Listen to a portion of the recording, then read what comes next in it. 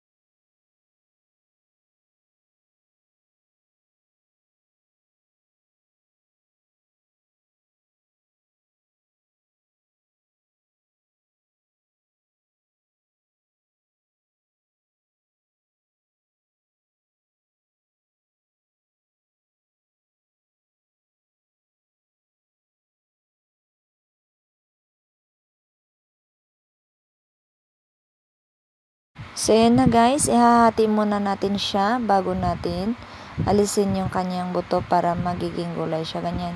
Ganyan yung gawa niya. Ganyan gagawin sa kanya para maluluto natin. Ayan. Hahati natin yan. Tapos tatanggal natin yung buto niya. Meron kasi yung katulad din ng yung kalabasa or pumpkin. Ganyan. So, yan yung process niyan. Para masarap siya na gulay guys, masarap na vegetable, so yummy. So ganyan hihiwain muna natin, papakita ko sa inyo, ganyan lang yan. Ayan, tinatanggal ko na yung buto niya. So yan.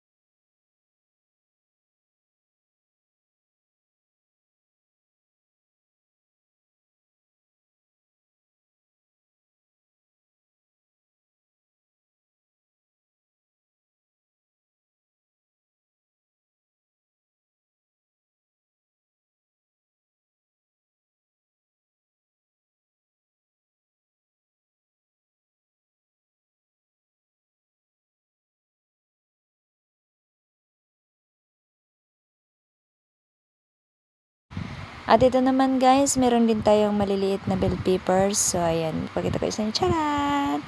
Ayan, so happy ako meron akong mga ganyan. Masarap yan. Ano natin, kailangan siya, tanggalan siya ng buto or seeds. Tatanggalan natin siya para hindi naman tayo ma-appendix dyan pag kumain. Charot. So ayan, ganyan lang yung ano niya. Ganyan ginagawa ko pag meron akong ganyan. Ayan. Pero kahit buo lang yan siya guys. Ang sarap niyan guys. Buto lang tinatanggal ko dyan. Tapos hindi ko na yan siya hinihiwa. Kasi masarap yan ilalagay dyan sa ano na yan. Sa gulay na yan. Upo dyan. Yung hinihiwa ko. Ayan. So ayan lang yung isasahog ko dyan. Gigisahin ko lang yan siya. Lagyan ng oil, onions, tsaka garlic. Yan lang. Tsaka ano lang. Salt. Yan.